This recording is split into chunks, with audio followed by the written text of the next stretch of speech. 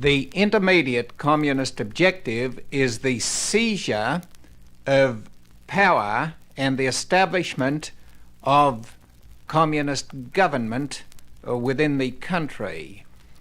They have quite frankly told us the nature of this government that they propose to establish, and history has recorded that they have in fact established the type of government they said they would once they came to power. Lenin defined the government the communists proposed to set up as the dictatorship of the proletariat, and he wrote books describing in considerable detail just how this dictatorship was to operate. So the communists openly proclaim that they propose to set up a dictatorship once they're in power. Lenin defined the dictatorship of the proletariat as the rule based on force and unrestricted by law of the proletariat over the bourgeoisie, the rule enjoying the sympathy and support of the toiling and exploited masses.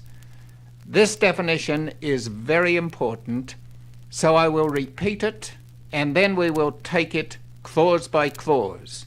This is the definition given by the communists themselves of their form of government, the dictatorship of the proletariat. Quote Lenin, "The dictatorship of the proletariat is the rule based on force and unrestricted by law of the proletariat over the bourgeoisie." And he adds the corollary, "a rule enjoying the sympathy and support of the toiling and exploited masses." The first feature of this dictatorship is that it is based on force.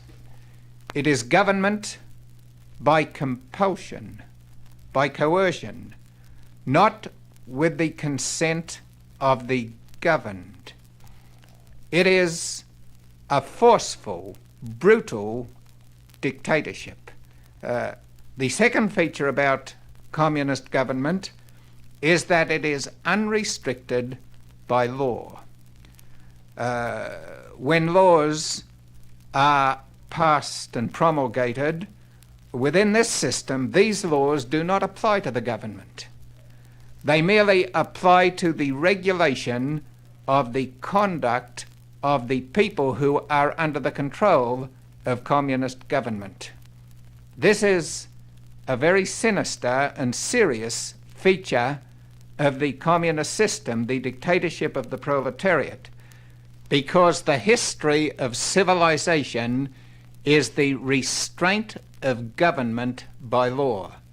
Government unrestrained by law is naked tyranny. Government depends upon force. Government is force. That great American libertarian and president, Thomas Jefferson, I believe, once said, "Government, like fire, is a dangerous servant and a fearful master." In constitutional government, a constitution limits the power of government and protects certain of the rights and liberties of the citizens. This is the basic function of a constitution. It guarantees limited government. It says to the authorities, "Thus far you can go and no further." Where there is no limitation on the power of government, it automatically becomes a tyranny.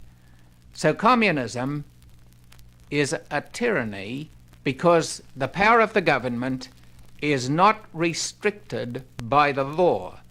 The Soviet Union claims that it has a constitution.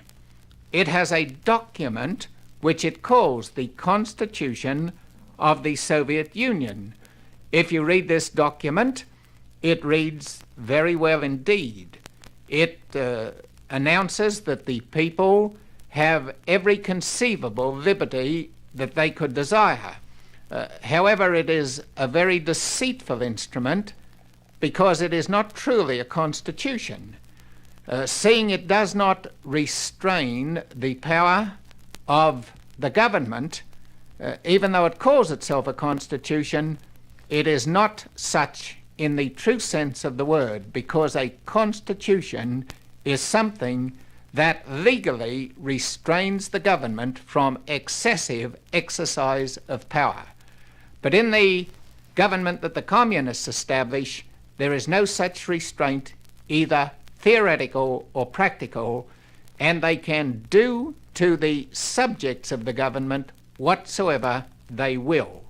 The rule based on force and unrestricted by law.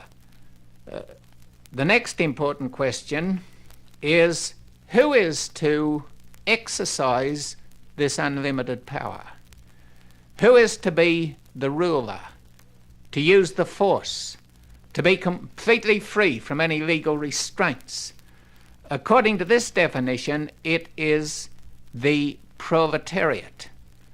And the dictatorship is to be exercised by the proletariat, and the subjects of the dictatorship are to be the bourgeoisie. However, the proletariat is a very large body of people. Obviously, it cannot exercise dictatorship directly. So the Communist Party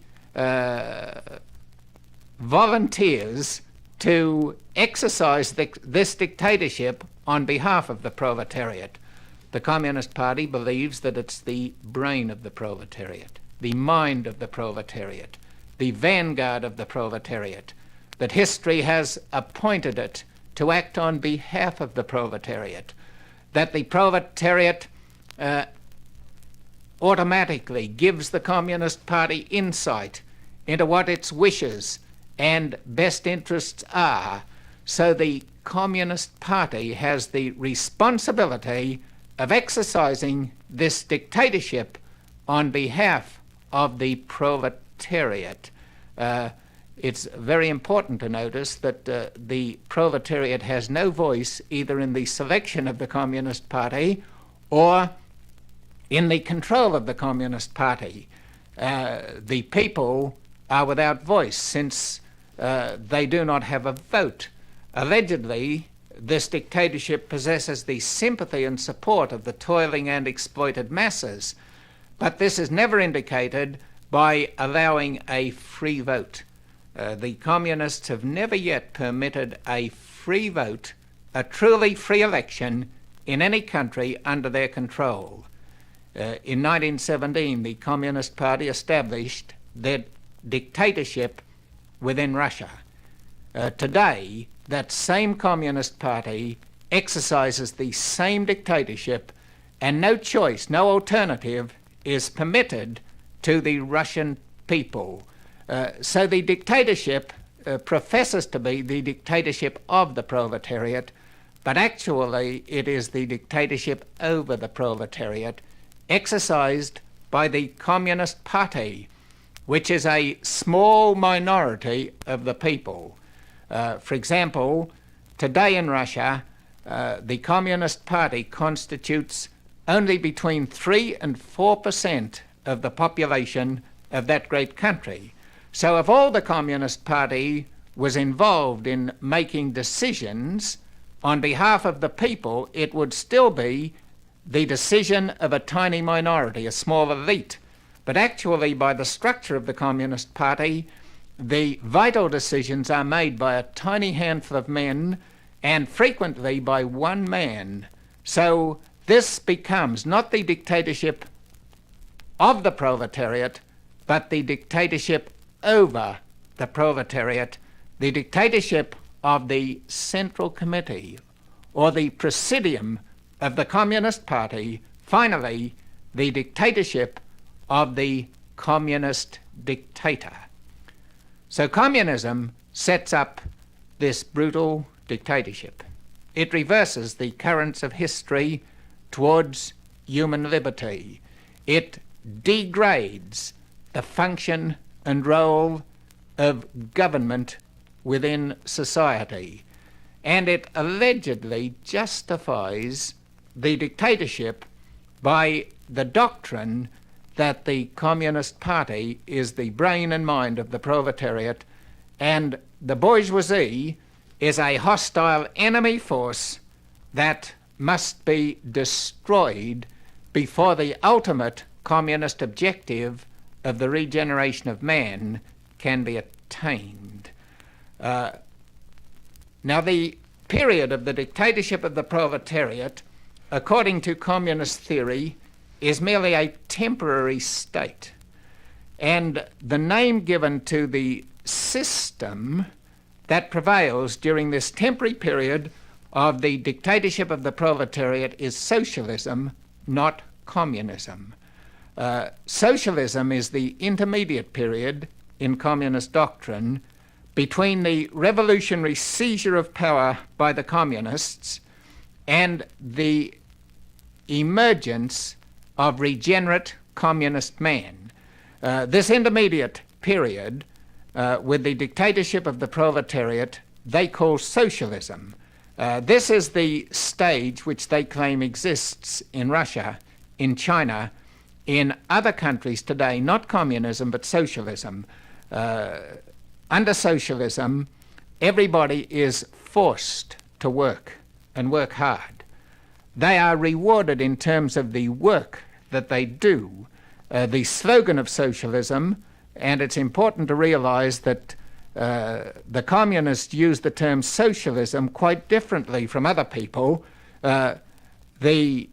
During socialism to the communists, the slogan is, from every man according to his ability, to every man according to his work. Once this new environment created by the communists has destroyed capitalism, liquidated the remaining capitalists, the bourgeoisie, given new experiences to the babies and the young, new characters will be created, and the dictatorship will wither and die, and the classless society, with abundance, without government, with perfect happiness, will be born. This will be the era of communism. The slogan of this communist era will be, from every man according to his ability, to every man according to his need. The communist reality is dictatorship, lawless, brutal, exercised by a handful of men, and it is sustained by a promise of future perfection that will not be fulfilled.